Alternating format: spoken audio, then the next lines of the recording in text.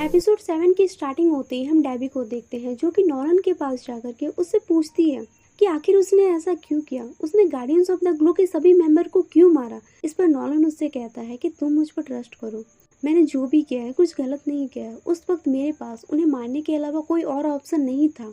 ये सुनकर डेबी का भरोसा बिल्कुल टूट जाता है क्योंकि उसे पहले ऐसा लग रहा था कि नॉलन को कोई कंट्रोल कर रहा है या उसे कोई ब्लैकमेल कर रहा है, इसलिए नॉलन ने ये सब किया। पर जब वो नॉलन से ये बात सुनती है तो वो उसे अपने घर से निकल जाने को कहती है। नॉलन भी गुस्से से छत तोड़कर वहां से चला जाता है, जिसके बाद डेबी मार्क को कॉल लगाती है पर उसका कॉल नहीं लगता। तभी सेसल के आदमी वहां आकर के उसे अपने साथ जाने को कहते हैं।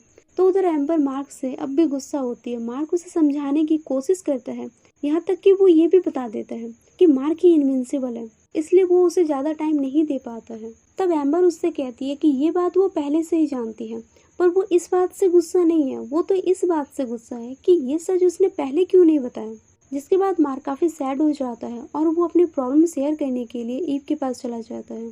तो दूसरी ओर रोबोट अपनी बॉडी को ह्यूमन बॉडी में ट्रांसफर करने के लिए मॉलर ब्रदर्स के पास जाता है। वो पहले जिस बॉडी में था वो बिल्कुल अजीब सा दिखाई दे रहा था और उसी के अंडर रोबोट का पूरा कंट्रोल था। दरअसल रोबोट मॉन्स्टर गर्ल को पसंद करने लगा था, पर मॉन्स्टर गर्ल रैक्स की तरफ ज्यादा अट्रैक्ट हो रही थी, इसलिए रोबोट ने रैक्स का डीएनए सैंपल ले लिया था ताकि वो रैक्स की तरह हो जाए। साथ ही वो खुद को एक बच्चे की बॉडी में ट्रांसफर कर रहा था ताकि वे दोनों मैच करें, और वो अपना यही काम करवाने के लिए मॉलर ब्रदर्स को जेल से निकलवाने में मदद भी की थी। वे मॉलर ब्रदर्स रोबोट को ह्यूमन बॉडी में ट्रांसफर करने का काम शुरू कर देते हैं। वे उन्हें बदलने के बजाय उनके दिमाग को कॉपी करते हैं ताकि वो अजीब से दिखने वाला भी जिंदा रहे।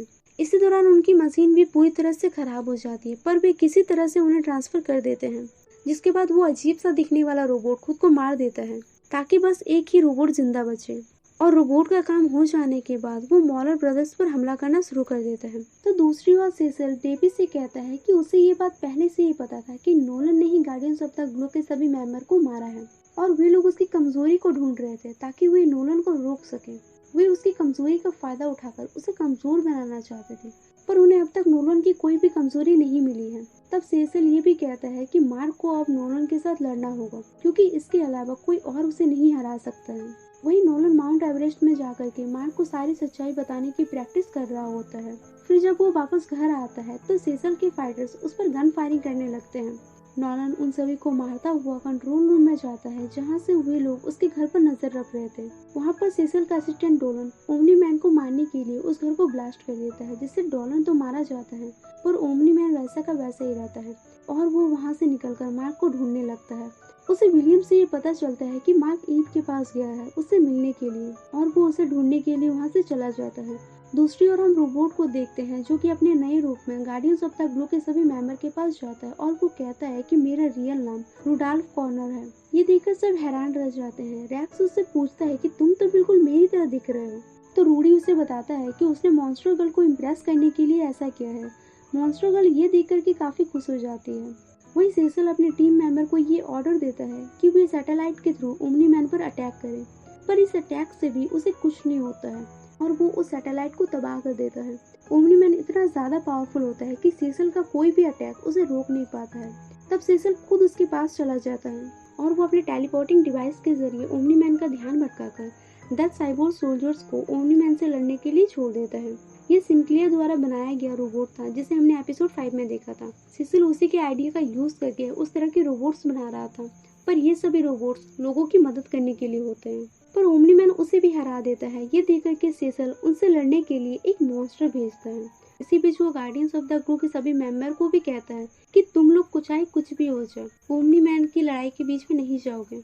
वही वो मॉन्स्टर काफी खूंखार होता है। वो ओमनी मैन को मारता ही जाता है, पर जब मार्क ये देखता है तो वो अपने डैड को बचाने के लिए वहाँ पर चला जाता है। फिर दोनों मिल करके उस मॉन्स्टर को हरा देते हैं। ईव उनकी लड़ाई को देख करके उनकी मदद करना चाहती थी, पर सेसल उसे कॉल करके ऐसा करने से मना कर देता है और वो उसे अपने हेडक्वार्टर में आने को कहता है। दूसरी ओर हम इमॉर्टल को देखते हैं जिसे मॉलर ब्रदर्स ने जिंदा कर दिया होता है। Immortal guardians of the glow का पहला टीम मेंबर था जिसे ओमनी मैन ने मार दिया था, पर वो किसी तरह से अब जिंदा हो गया है और वो ओमनी मैन पर बहुत ज्यादा गुस्सा होता है, इतना ज्यादा गुस्सा कि वो उठते ही के साथ उससे लड़ने के लिए चला जाता है। दोनों के बीच फाइटिंग होती है और ओमनी मैन फिर से इमॉर्टल को मार देता है। मार्क ये सब देख कर के काफी शॉक हो जाता है। तब नॉलन उससे कहता है कि मुझे तुमसे बात करनी है। पर मार्क को ये सब देख करके ऐसा लग रहा था जैसे कोई उसके डैड को कंट्रोल कर रहा है और वो अपने डैड को कई सारे पंचेस भी मारता है उसे वापस होश में लाने के लिए। लेकिन तब नॉलन उससे कहता है कि मैं ठीक हूँ, मुझे कोई कंट्रोल नहीं कर रहा। और यहाँ वो अपनी पूरी सच्चाई बताता है कि वो जिस प्लानिट से आया है उन लोगों ने अपना एक परफेक्ट सिविलाइजेशन बनाने के लिए अपने ही प्लानिट के कमजोर लोगों को मार दिया है ताकि बचे हुए विल्ट्रोमाइट्स बिना किसी परेशानी के परफेक्ट और पावरफुल हो। इसी लड़ाई में विल्ट्रोम के आधे से ज्यादा लोग मारे जाते हैं। फिर विल्ट्रोमाइट्स ने अपने एम्पायर को आगे बढ़ाने के लिए अलग अलग प्लानिट पर हमला करके उस पर कब्जा करना शुरू कर दिया। वे अपने एम्पायर को और भी ज्यादा आगे बढ़ाने के लिए अपने सबसे पावरफुल ऑफिसर्स को अलग अलग प्लानिट में भेजा ताकि वे वहां जाकर के उस प्लानिट को कमजोर बना दे और जब विल्ट्रोमाइट्स वहां पर जाए तो वे आसानी से उसे अपने कब्जे में ले सके। नॉलन भी इन्हीं में से एक था, इसलिए नॉलन ने विल्ट्रोमाइट्स के आने से पहले ही गार्डियंस ऑफ द ग्लो के सभी मेंबर को मार दिया था। फिर वो कहता है कि तुम भी एक विल्ट्रोमाइट्स हो, तुम्हारी बॉडी में भी विल्ट्रोमाइट्स का खून है, इसलिए तुम भी 100 साल तक जिंदा रहोगे। और वो मार्क को भी अपने साथ शामिल हो जाने को कहता है। पर मार्क को अभी इन सब बातों पे यकीन नहीं होता और वो पूछता है कि मेरी मॉम तुम्हारे लिए क्या मायने रखती है। इस पर नॉलन उससे कहता है कि मैं तुम्हारी मॉम से प्यार तो करता हूँ पर वो मेरे लिए एक पेट की तरह है। ये सुनकर मार्क को बहुत गुस्सा आता है और उन दोनों के बीच लड़ाई शुरू हो जाती है। मार्क नॉलन को रोकने की कोशिश करता है ताकि वो अर्थ को प्रोटेक्ट करे, उसके खिलाफ ना जाए। पर नॉलन बहुत ज्यादा पावरफुल होता है, वो मार्क को मारता ही जाता है। ये देख करके डैबी सेसल से मार्क की हेल्प करने को कहती है। तब सेसल एयरफोर्स भेजता है उसे रोकने के लिए, बट ओमनी मैन एक एक करके सारे प्लेन को डिस्ट्रॉय कर देता है और वो मार्क को मारता हुआ शहर के बीचों बीच ले जाता है। उसकी फाइटिंग की वजह से बहुत सारे लोगों की जानें चली जाती है, कई बिल्डिंग्स गिर जाते हैं, पूरे शहर में हलचल मच जाती है। तब ओमनी मैन उससे कहता है कि देखो ये सब इंसान काफी डरपोक है, बिल्कुल कीड़े मकोड़ों की तरह, और तुम्हारी मॉम तो बिल्कुल बेकार है। ये सुनकर डैबी रोने लगती है। ओमनी मैन मार्क को एक ट्रेन के सामने ले जाता है और वो ट्रेन उसको पार करते हुए गुजरती है जिससे वहाँ मौजूद सभी लोग मारे जाते हैं। पूरे ट्रेन में मौजूद सभी लोगों की जान चली जाती है और इनविंसिबल किसी को नहीं बचा पाता है। वो पूरी तरह से उन सबके खून से लथपथ हो जाता है। पर दोनों की फाइट नहीं रुकती है। इनविंसिबल का कोई भी अटैक ओमनी मैन को नहीं रोक पाता है। ये सब देख करके गार्डियंस ऑफ द ग्लो के सभी मेंबर ये डिसाइड करते हैं कि सेसल ने उन्हें ओमनी मैन और इनविंसिबल की मदद करने के लिए मना किया है, पर वे लोगों की मदद तो कर ही सकते हैं। उधर ओमनी मैन मार्क को खूब मारता है पर मार्क हार नहीं मानता। ओमनी मैन भी रुकने का नाम नहीं लेता। तभी उसे मार्क का बचपन का दिन याद आता है जब मार्क काफी छोटा था और वो बेसबॉल खेल रहा था।